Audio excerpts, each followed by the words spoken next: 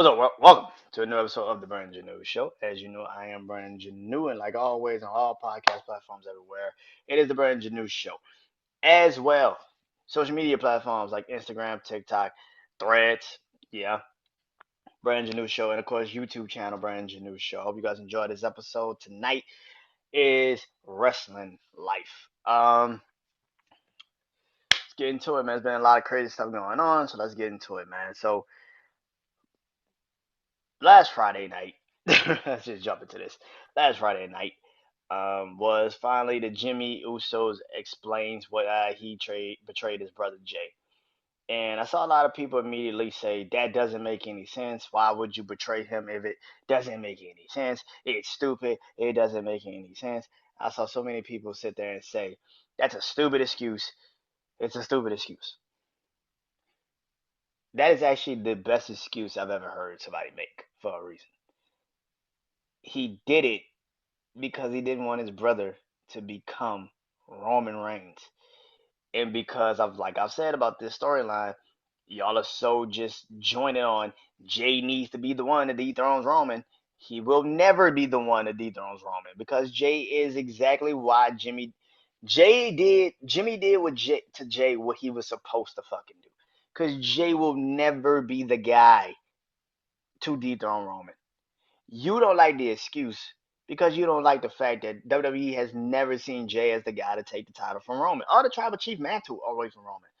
Like I said when I did the SummerSlam review, what I did last week's show, the problem with people is that you have this idea in your heads that this is the person that should automatically beat Roman. It's Jay. Jay's been taking the most abuse. Jay, okay, you get what you want, but then after that, what the fuck is the storyline? What the fuck is the storyline? Jay wins the title. What do you do now? Because you get what you want. You get the pop. You get the woo-wee. And you get that shit. And then after that, 20 minutes later, you're going to be like, okay, so now what the fuck happens? And then they give him a bullshit title run like everybody gets when they don't really have a plan. They just look for the pop. Like WWE always has done. You don't believe me? Kofi Kingston, Big E. I go on and fucking on. I go on and fucking on. There's so many wrestlers that got the title, and immediately you were like, what the fuck happens next? And that's exactly what the fuck you keep screaming. It's like, you want Jay to be to win the title. Okay, he gets the pop. Then what happens? What happens? Roman says something the night Jay finally did turn on him and go with Jimmy. Roman literally told Jay, you can't beat a tribal chief and a twin, which goes back to where I'm about to go. Jimmy literally said, I didn't know what was going to happen if you was to beat Oos. What was going to happen to us, aka what was going to happen to me. And that's exactly what Roman told him. You can't be the tribal chief and be a fucking twin. It's something that you guys continue to fucking forget. That the Usos are a package fucking deal. Regardless of how you want to slice it and fucking dice it, them motherfuckers are a package fucking deal. Yes, was the betrayal a little stupid? Depends on who you ask. Me personally, if Jimmy didn't betray him then, when the fuck was he going to? When was he going to do it? That was probably Jay's last chance to really be the tribal chief. That was the perfect fucking time to do it. That was it. That was the only time to do it. So the excuse Jimmy gave Jay Friday night, I totally understood. I was like, yeah, that makes sense. Just because y'all don't want it to make sense, because in y'all heads, that still doesn't rectify why he would do that. Y'all are living in this world where Jay needs to be the champion. But again, I ask you, what the fuck happens once he wins the title? If he became tribal chief, what happens? The one thing about Jay that people continue to that you love about this storyline that you continuously forget. Excuse me. As much as Roman has used the Usos and used Solo and sometimes Paul and all them and Sammy, he's grown into being that way. He can do that shit. The one thing about Jay that continuously hurts Jay every time is that he cares too fucking much. He cares. You can't be a tribal chief and fucking care about the decisions you about to make. When Jimmy got taken out, what did Jay do? He came back. Why? To take out Roman and Solo. What did he say in that promo when he got the mic? They took Jimmy away from me. They took Jimmy away from me.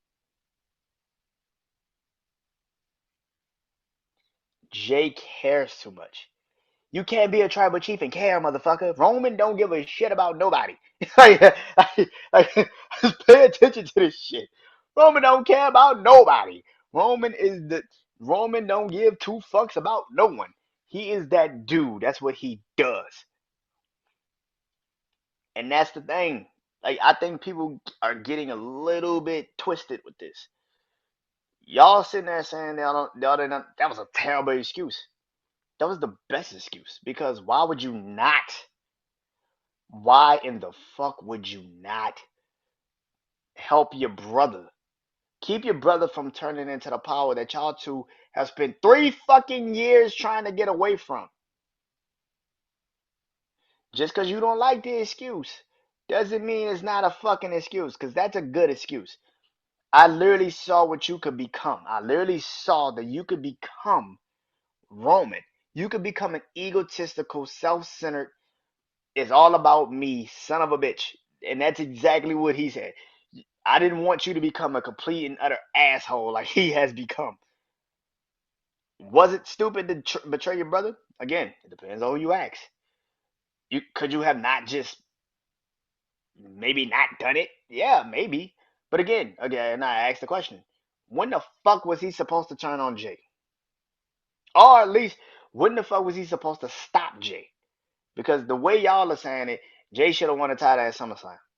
Okay. But then I see you motherfuckers say, I never thought Jay was gonna win the title, but damn, they could have. What the fuck? What is going on? Like, did you think he was gonna win? Did you not think he was gonna win? What the? Pick the fucking road you want to take. The road that's less traveled, motherfucker. Like, what is going on? What is going on? What is going on? This is what I feel. Like I said at last week when I did this, I think Solo is going to betray Roman at some point. What I do think at Payback is going to happen is that Roman and Jimmy is going to fight each other. I think Jimmy is going to fight Roman to eliminate this idea that Jimmy can be the tribal chief. To prove to his brother that it wasn't about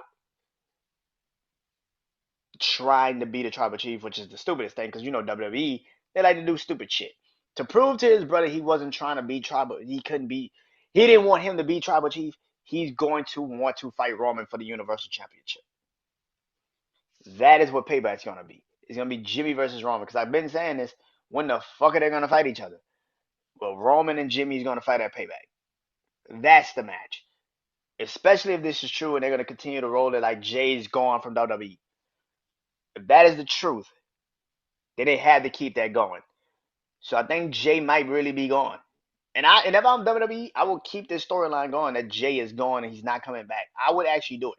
And I will pump out at least Payback, Survivor Series you can chill on. December, I don't know really what is in December, but you'll probably do it at Crown Jewel. I think that's the next pay per view in Saudi. At Survivor Series, if Seth Rollins is still the World Heavyweight Champion and Roman's still the WWE Champion, I say have them have a match. And also put the NXT people in it. So Carmelo Hayes, Seth Rollins, and Roman Reigns. That would be a hell of a match. I would sign the fuck up for that match. And then that's a good cooling off period. And then you pick it back up in December to January, where Jay would come back, but he'd come back in a Royal Rumble. But WWE's not going to do that. What they're going to do is have Jimmy and Roman fight at Payback. And Jay's going to cost Jimmy the title. That's what the fuck they're going to do. Now, me personally, I would have it like that. I would wait to the Royal Rumble for Jay to come back. And then I would heat up the WrestleMania match between Jimmy and Jay. Because that would make sense. And by the way, maybe you can bring Jay back in December. Like I said, December, right? You can bring it back in December and have him cause Jimmy the title because he will finally have a chance to be the champion. And he takes him out the title. He does the same shit to him. And people would understand it. People would fucking understand it.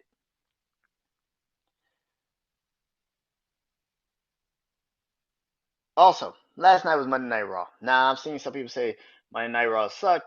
I've seen some people say Monday Night Raw was good. To me, Monday Night Raw was better than what it has been. I mean, let's be real. It's better than what it has been. Um, do I think the Judgment Day is breaking up? No. I think they're just about to add JD McDonough. Like I've said numerous times, if I was Finn Balor and them, they're too in it to break up right now. They are the hot new commodity. I don't know why they're now pushing this narrative that they should be having deception, but hey, do it. Especially if you're gonna add JD McDonough and if he's going to actually physically help them get back to where they were, then good. That's what you need. Um, what do I think is gonna happen going forward? Here's the thing: you could tell a Triple H show and you could tell a Vince show. Piper Nevin is there. Piper Nevin's in the, Piper Nevin is actually back. You can see Piper Nevin. Indy Hartwell fought. Candice LeRae is back. Like you can tell. You got Tommaso Ciampa putting up Johnny Gargano missing posters on the fucking buildings. Like, okay, Triple H is running creative. Like you can see this shit now. What do I think is gonna happen with this going forward? Um, I don't know what's gonna happen with the Sami Zayn Kevin Owens shit. To be honest with you, you got a tag, kind of like a number one contenders tag team match next week, which is kind of dumb because Kevin Owens is not there. So how the fuck are they gonna defend the tag team titles if they're not physically? One is not fucking there. That's kind of dumb. Um, Drew McIntyre is literally getting thrown into the fucking Matt Riddle tag team pool. People talk about Liv Morgan always having to have a new tag team partner or some shit. Oh no, Raquel Rodriguez always having to find a new tag team partner, some shit. Matt Riddle is literally the definition of they have nothing to do with you. They don't know what to do with you, so we're just gonna give you a tag team. Like it's just they don't know what to do with you. They're just gonna throw a tag team on you. Drew McIntyre did not come back. If Drew McIntyre really isn't still signed, this cannot be what he fucking wanted as creative control is to be tag teamed with Matt fucking Riddle. And listen, I like Matt Riddle. I think he's actually a really good wrestler, but his character is boring as fuck. Like it was good in NXT. It was good when it first got to the main roster, but now it's like boring as fuck. Like it's like I'm the stoner dude. I'm the stoner dude. Hey, like that's cool, and we know that, but I don't want Matt Riddle to be a 2023 fucking RVD. Like I don't want him to be that. Like that's not. You can tap into his real side. Like that is like he actually has a real side. Like we saw it in the Seth Rollins feud. We've seen it before. You don't have to continue to push this narrative that he's RVD of this generation. RVD was, and here's the thing: RVD wasn't like this. Like it was. It's just his character is boring as fuck. And now you're hearing the reports that they really don't have anything for him, and they don't that he's never going to be seen as a real contender in WWE's eyes. So for Drew McIntyre to be paired up with a guy that WWE doesn't even have high hopes for anymore, what does that say to Drew McIntyre about what the fuck they think of him? Me personally, I love the fact that Seth Rollins is going to be going up against Shinsuke Nakamura. That's awesome. But I also feel like Drew McIntyre should fight Seth at some point, and I mean soon. I think Drew should turn heel very fast. I think Drew should get the fuck out the way, just turn heel and say, listen, whoever the fuck wins that payback between Seth and Shinsuke, I'm next. I don't give a fuck. I'm next. I want that to be a thing.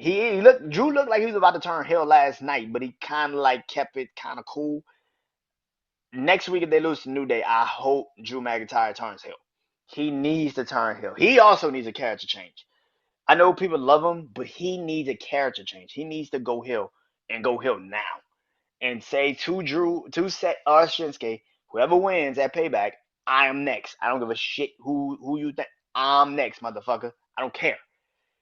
And they say Fastlane is in October. So if Fastlane is really in October, Drew McIntyre should be the next person to fight Seth Rollins, and that should be the feud that moves into it. Or maybe let Drew fight Seth at WrestleMania, whichever one floats y'all boat. But that shit needs to happen immediately. Um, what I think about the whole Raw. Cody Rhodes, I'm starting to realize they have nothing for Cody. They just moved Seth out the Judgment Day feud and just put Cody Rhodes in it. Like if you pay attention to it, like they just moved Seth out of it and just put Cody in this place.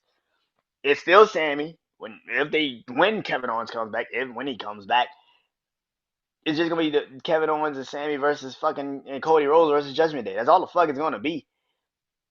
They don't really have anything for Cody. I don't think they really have anything for Cody. Which, if I was WWE, I would keep the bullshit between the Judgment Day going, but I would also have Damian Priest finally establish himself as a worthy fucking competitor. Like he can actually be world heavyweight champion one day. He's got the Money in the Bank briefcase. But when have you seen Damian Priest actually fight someone in recent time since he's won the Money in the Bank briefcase and you felt like, okay, this is him finally showing he can do it on his own? Because it hasn't happened yet. He's still in the Judgment Day, but I want him to kind of start to tear off and break off and go do his own shit. And this is why I feel like, excuse me, if Cody's gonna be feuding with someone, it needs to be Damian Priest and Judgment Day, not fucking Dominic Mysterio. Like Dominic Mysterio is the NXT champion.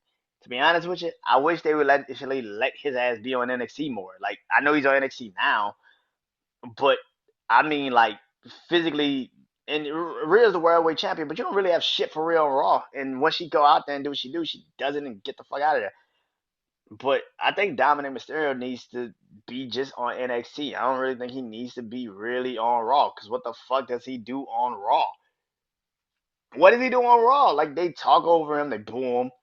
There's not really anything he does on Raw. Like, there's not. They don't put him in any matches without the Judgment Day. The only time you see him shine is on NXT. What am I saying that's wrong here? Like, I just put the dude on NXT. Um, yeah. Becky Lynch and Trish. Oh my god, I'm ready for this feud to fucking end. This doesn't make any sense anymore. It was like last night was supposed to be the ender. Now it's in a steel cage. How about you just had it in the fucking steel cage just to fucking begin the match? Like that would have been a way better situation if you just would have had the fucking steel cage match to fucking start the situation off. I'm tired of this feud. I think it's dumb. You're wasting Becky, just continuously wasting Becky. Like what? And that's another thing. I don't think WWE has anything for Becky. I think after a while, you don't have anything for Becky, and that's cool. But damn, nigga, like find something for this girl. Like Lord Jesus. Um, what comes up? Friday night is the next show. I'm watching NXT by the way, but Friday Night Smackdown is the next one up. Um, there's not too much to say about that one except a lot of people are saying this is going to be Edge's last match. And if this is true, and this is pretty much been the rumor since last year, since he actually said in Canada that next year he wants to retire in front of his hometown. Well, here's the thing. Um, I hope they get like Edge and Sheamus go out there and battle for like 30, 40 minutes. I really want them to have a classic. I want this to be truly the last Edge match ever. If this is the last Edge match ever, I really want it to be, you know, a classic, man. The last time Edge fought before he had to retire the first time was against Alberto Del Rio at WrestleMania 27. I remember watching that match and not really understanding, like, not even like we none of us knew that was gonna be Edge's last fucking match ever. Um, but you know, but um, yeah, I want them to go out there and have a real match, man. Let it be something that Edge can actually hang his hat on and be proud of. Yeah, and it makes sense that the last match Edge will ever have in WWE is going to be against Sheamus because if it wasn't for Sheamus, Edge wouldn't be back in WWE. He wouldn't even be wrestling anymore. So yeah, uh, that's the only thing I gotta say about you know that. That's the only thing I'm really looking forward to Friday night is that the Bloodline storyline is whatever. I mean, until this all kind of gets back into it, then whatever. But that is the main thing I want to see is Edge and Edge and Sheamus one on one going against each other. That's gonna be dope. That's gonna be dope. If that's the last time we're gonna see Edge, man, what a career, man. 25 years. That's crazy.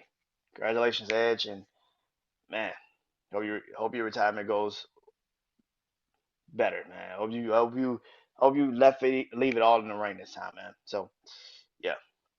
Until then, man, I am Brandon Janeau. Peace.